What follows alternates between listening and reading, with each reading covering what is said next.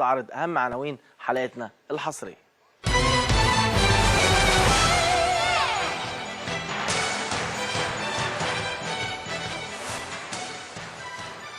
اول اخبارنا الحصريه، حسام غالي يعود للمنتخب في معسكر اغسطس.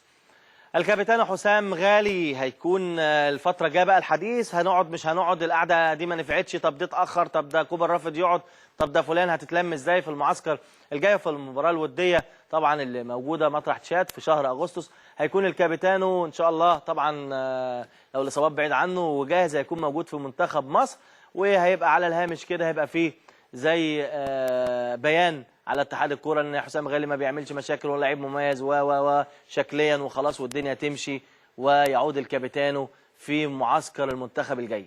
ده بصراحه هزار وهيحصل، لكن انا مضطر اقوله. لكن انا اتمنى ان القصص تبقى ابسط من كده، محدش يكابر والدنيا تمشي بشكل